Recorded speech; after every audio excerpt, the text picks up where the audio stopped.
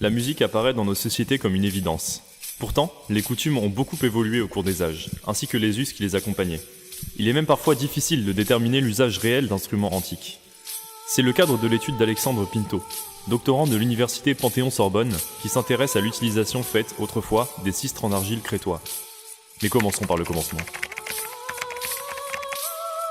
Un sistre est un objet sonore de l'Antiquité, retrouvé en Égypte, en Éthiopie ou encore en Crète, pour ne citer que. C'est un objet composé d'un manche et d'un cadre, supportant une ou plusieurs tiges avec des disques, destinés à s'entrechoquer pour produire un son. Les formes et les matériaux utilisés sont divers.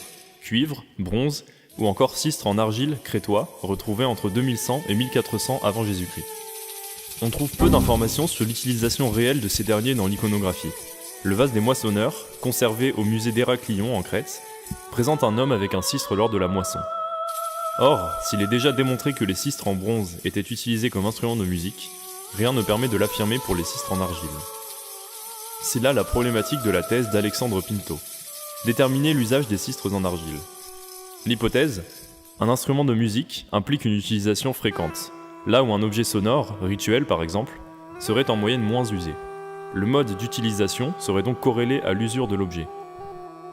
Des élèves de l'École centrale de Lyon, sous la tutelle du LTDS, se proposent de répondre à cette problématique, à la recherche de traces d'usure caractéristiques. Reste à trouver un axe d'étude. L'approche spectrale a été choisie, dans le but de trouver une éventuelle influence de l'usure sur le son du sistre.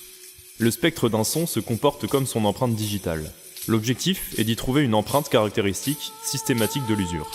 Pour cela, l'étude a été réalisée sur des moulages en argile, usés avec un dispositif simulant une utilisation humaine.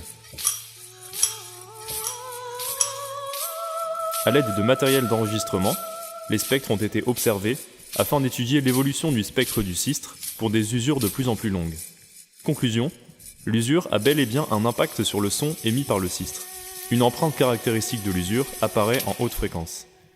Ces résultats, issus de la collaboration entre ethnologues et chercheurs du LTDS, apportent une valeur ajoutée à l'étude des sistres en argile.